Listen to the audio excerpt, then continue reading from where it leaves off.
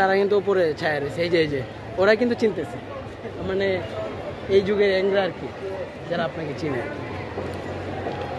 যাই হোক, ধন্যবাদ ভাই। আসলে আপনারা যে মানে সাধারণ মানুষের সাথে এইভাবে সাধারণভাবে মিশেন, আপনাদেরকে না পেলে আসলে এই জিনিসটা আমরা অনুভব করতে পারতাম না। আসলে মোবাইলে দেখি মানে মনে হয় কোনো এক সেলিব্রিটি আমাদের সাথে মনে হয় মিশবে না, জাস্ট এতটুকু। কিন্তু আসলে ভাই এই যে তাসরিফ খান, তাওহিদ আফ্রিদি, এই ব্যারিস্টার সুমন, তাদের কাছ থেকে কিন্তু এইগুলা কিন্তু আমরা আশা করি না।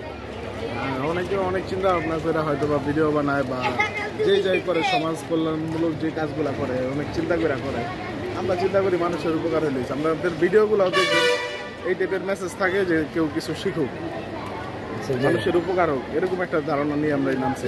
কিন্তু এটা যে আসলে এই যে আপনার ফারাজ করিম চৌধুরী, এটা যে আসলে মানে কোন একটা ধান্দাই তারা কারো পক্ষে বিপক্ষে আসলে বলাটা ঠিকই না। না, এটা আপনি একটা কথা একটা জিনিস চিন্তা করবেন, চিন্তা ভাবনা কি ছিল সে ভালো জানে, সে টাকা উঠাইছে মানুষের বিষয়, ওটা তার ইচ্ছা, সে মাইরা দিলে তার ইচ্ছা, সে তার পক্ষ থেকে যদি আরো বইরা দেয় সেটা তার ইচ্ছা।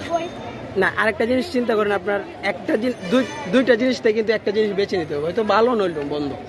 তারা যদি ভালোই থাকতো তাহলে আমাদের সাধারণ ছাত্রদের পাশে কেন দাঁড়ালো না, ঠিক আছে।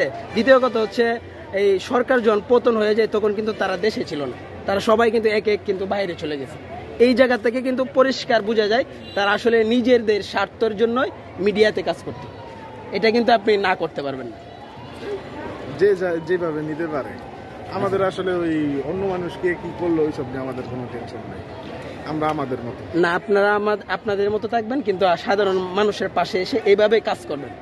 আপনাদের প্রতি আমাদের মতো ওই যে কে কি করলো, কে কত বড় নেতা গেলো, কে কত বড় সেলিব্রিটি হয়ে গেল, ওইসব চিন্তা আমরা। আপনাদের কাজ আপনারা করে যাবেন, আপনাদেরকে সম্মান দেওয়ার দায়িত্ব হচ্ছে সাধারণ মানুষের, আমরা সম্মান দিয়ে যাবো আপনাদেরকে। ধন্যবাদ, আসসালামু আলাইকুম।